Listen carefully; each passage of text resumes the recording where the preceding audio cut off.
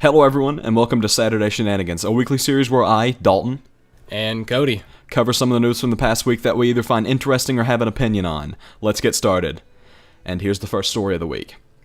Sony has announced that the PS4 will feature a party chat similar to the party chat present on the 360. This means that the cross-game chat that we all long for in the PS3 will finally be present in PS4. They also announced that the PS4 will have a friend list limit of 2,000 people compared to the Xbox One's 1,000 person cap. Now, I gotta think that over there, at Sony, they if they find out, when they found out about the whole 1,000 person thing, I bet they were just thinking, hey guys, we should make it to 2,000 people that you can have on your friends list. Just a kick in the face to Xbox. And a kick in the face indeed. Though I will never, ever go over the limit, nor will I even get close to it. I probably won't even get 100, knowing me. That's still really cool that you can actually have that many people on your friends list, even if it is just 1,000. Also, with the party chat thing, I've always been a PS3 person. I've never had an Xbox. I've never had interest in getting an Xbox. Though I will say that the whole party chat thing is it's great. I love it. And I've always wanted the PS3 to have one as well. And now that the PS4 is going to have one, it's just going to be amazing. It's one of my favorite things about the 360, and I'm really glad that they're going to have it on the PS4. I, on the other hand, am a 360 owner, and I believe that the party chat was absolutely necessary for the PS3, and I believe that that's why so many people preferred the 360 to the PS3, even though there was the yearly payment, which now that's more evened out, but that's beside the point. Anyway, I think the friends list of 2,000 people is a bit exorbitant, and I believe that it's pretty much that high just to say fuck you to Xbox.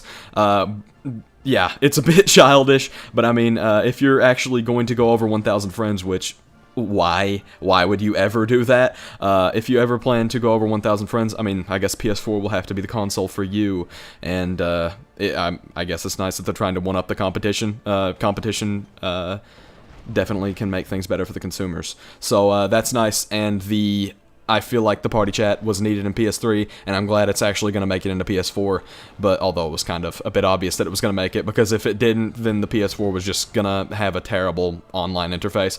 Anyway, that's all I have to say on this, so let's go to the next topic. Images of AC4's modern era have been revealed, and the links are in the description, by the way. The images reveal a visually stunning Abstergo building. Oh, and by the way, your modern character is going to be working for Abstergo. And it is also said that the feeling of mood and the mood of the present day will be a big surprise for people. Okay, what's really cool about this to me is that you're the main character. Well, kind of. You're basically in Desmond's shoes. You're getting in and out of the Animus yourself and walking around Abstergo. Instead of running around and killing the people that work there, you get to say good morning and have a chat in the break room.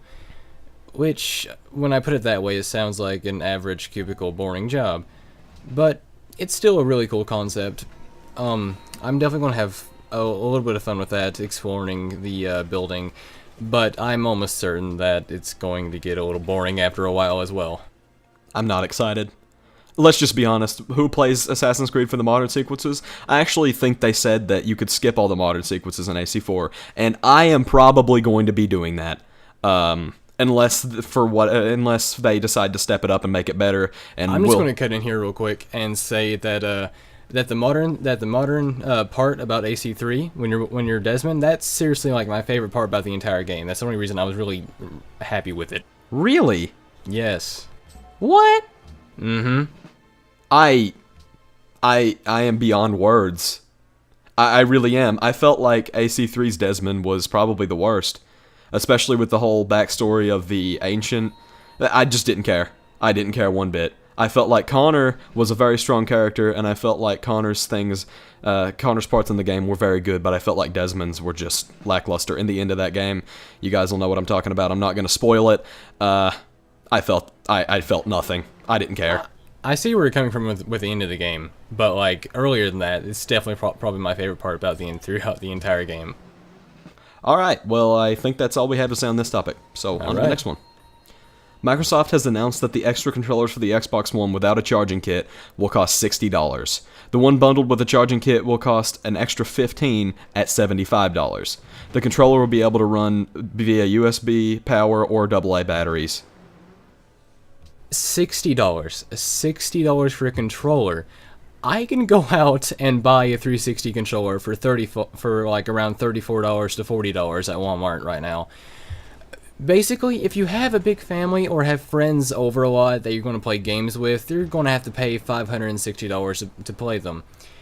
I really don't. Also, I really don't see the need for like AA batteries, but whatever. I just hope that they'll like have rechargeable battery packs like they do for the 360. Rechargeable batteries seems really out of date. They're nice to have. I mean, not rechargeable. Sorry, AA batteries seem really out of date. Oh, okay. That rechargeable batteries things was just stupid. Sorry about that. The AA's seem really out of date. I would really like to see them as an option, but $60 for a controller that runs from AA batteries, which I guess there's a USB power, but it can't charge from USB power. You can use USB. It's ridiculous. It's a little bit ridiculous. But, I mean, yeah, the rechargeable kit costs $15 extra. That's pretty much going to be necessary unless you have some, like, rechargeable AA's that you're already using or things like that. Yeah, I think this is really stupid, especially when you pay, $500, which is $100 extra for the console.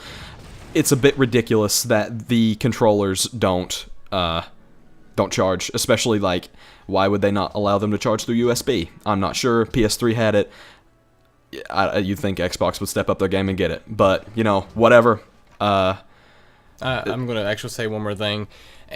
If they do make rechargeable battery packs, and I hope they do, but if they do, it's just going to cost even more money. I'm just going to throw this out there. It'll probably cost around $10, and just... Why, Microsoft? Why would you do this when you could just make it rechargeable through USB? I would like like I said, I would like AA to be an option, but I really feel like the being rechargeable through USB is necessary. But I guess that's all I have to say. On to the next topic. Yep.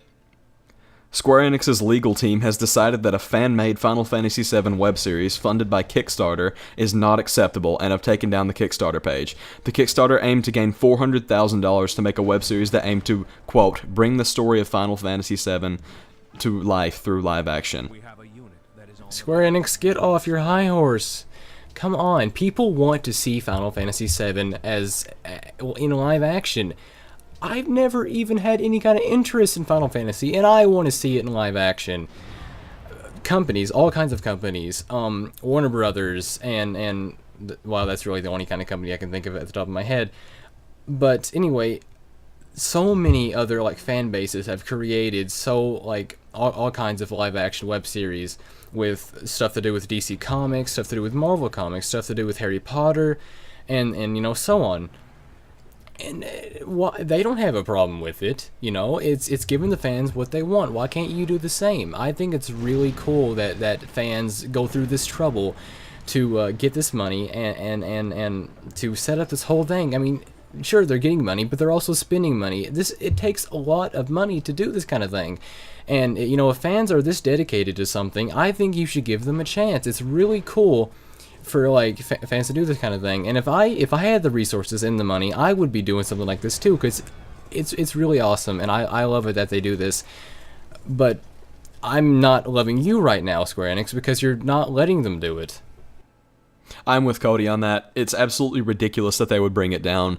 And not only because they should allow the fans to do what they want for the game that they love, it's because why would you not allow this from a marketing standpoint?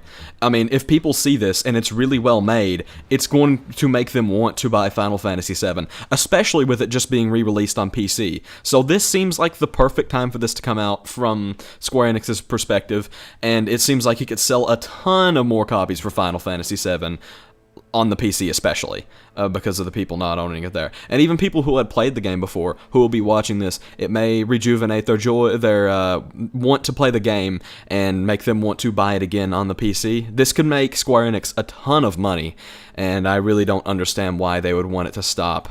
And it doesn't seem as though they're going to cooperate with these people either. They're not going to like try to take it over and work with them. They're just not going to allow this to happen, or at least not allow them to make money from it. They took down the Kickstarter. They, however, have not sent a cease and desist, so they could theoretically still make this. It just won't be very well funded, thanks to Square Enix, unless they decide to change their mind, which is probably not happening. But yeah, that's a bit ridiculous on Square Enix's part. And on to the next story. DC Entertainment has announced that the upcoming Batman Arkham Origins will feature an online multiplayer mode. They described it as being a mix of traditional Arkham gameplay with the third-person shooter elements. However, they have also said that the online multiplayer mode will not be appearing on the Wii U's version of the game, saying the development team wants to, quote, focus developing efforts on platforms with larger multiplayer audience. Now, this is coming from a person who is a huge fan of Batman and DC Comics and the Arkham series. If you've played the Arkham series, you'll understand what I'm talking about. It's not the kind of game that you would have multiplayer with. You don't think of going in there and like going with a few friends and going on taking it on other people with friends. You think of going in there, being Batman, and kicking butt. That's all there is to it with Arkham games. Or at least, that's all there has been to it. I, for one, I'm not too fond of this whole thing. It's cool, not gonna lie. But to me, the Arkham series just isn't a kind of game that would have multiplayer. But then again, neither is the Metal Gear series, yet they had a multiplayer and people really enjoyed it. So maybe this actually has a chance. I'm not gonna lie, it looks pretty cool. And, but still, I'm not all that excited for it, and I'm not exactly happy with it either. But, you know, you can't really judge a book by its cover. You're going to have to give it a chance, I guess. As for the Wii thing, I see where they're coming from. Wii U hasn't had the best audience, I guess you could say. Hasn't had the best sales. Sales. Sure. Let's go with that. That's what I meant. So I see where they're going from with multiplayer stuff. Okay.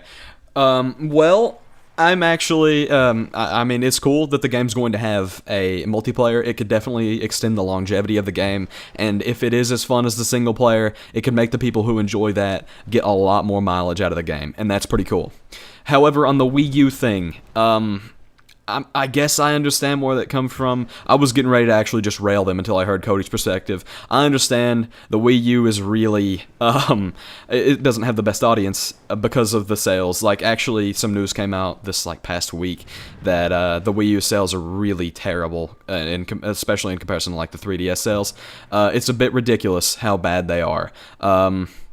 So I see where the Batman games are coming from, where DC's coming from. However, I think that it could still have a big audience on the Wii U, and I think this is really just screwing the Wii U game, making it really inferior to the other consoles games, and this could really screw the Wii U Batman Arkham Origins sales, because multiplayer is a very big deal in today's gaming environment. So that sucks, but I guess I see it. And that's actually all the news for this week. Alright, Dalton, what kind of games have you been playing this week? Well, let's see. I actually just bought some DLC for New Vegas, the Old World Blues, and Honest Hearts, and I'm excited to play that. I haven't played New Vegas in a little while because I got sidetracked with like Civ 5, which is really fun. That will be the gameplay for this week, and I took over the whole world through Warfare, and I think that is probably the most fun way to play it. Yeah, very fun game. Both New Vegas and Civ 5, especially Civ 5. I've been playing it a lot.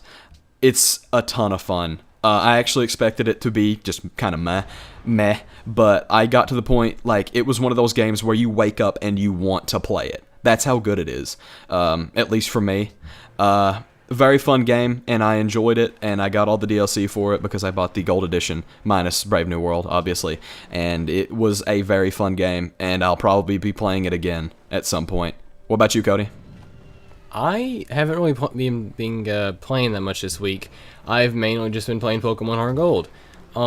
I started a new run like 3 or 4 days ago, and I'm already almost done with it. I've been no-lifing it, and I've been having a lot of fun. I guess this whole Pokemon X and Y thing has really got me pumped, so I'm excited for that. And I love Pokemon games, and like sometimes I can just go right into them and have fun. Other times I can't.